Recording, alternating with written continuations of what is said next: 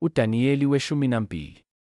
Ngaleso sikhathi uMikayeli uyakuvela, isikhulu esigqamileyo esimela abantwana babantu bakho. Kuyakuba yisikhathi sokuhlupheka esingazange sibe khona kusukela ekuveleni kwabantu kuze kube yileso sikhathi. Ngaleso sikhathi abantu bakho bayakukhululwa, bonke abafunyanwa belotshiwe encwadini. Abaningi abalele emhlabathini wothuli bayakuvuka, abanye bavukele ukuphila okuphakade, abanye ihlazo nokunengwa okuphakade.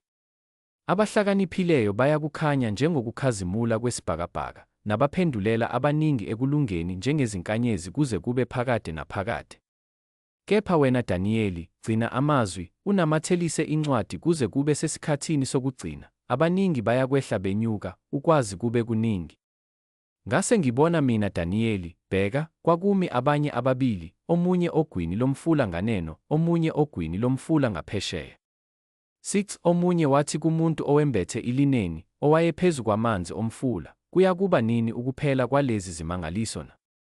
Ngezwa umuntu owembethe ilineni, owayephezu kwamanzi omfula, waphakamisela isandla sakhe sokunene nesandla sakhe sokhohlo ezulwini, wamfunga ophila kuze kube phakade ukuthi kuyakuba ngokwesikhathi, nezikhathi, nengxenye. Nalapho sebeqedile ukuphohloza amandla abantu abangcwele, zonke lezo zinto ziyakuqedwa.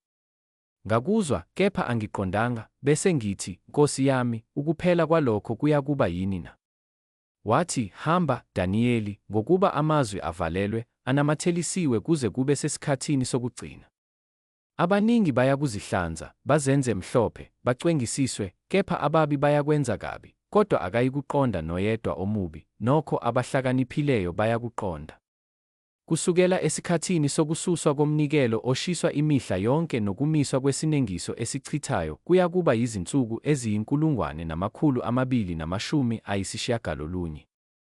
Ubusisiwe olindayo afinyelele ezinsukwini eziyinkulungwane 335. Kepha hamba wena kuze kube sekupheleni, usuphumulile uyakuma esabelweni sakho ngasekupheleni kwezinsuku.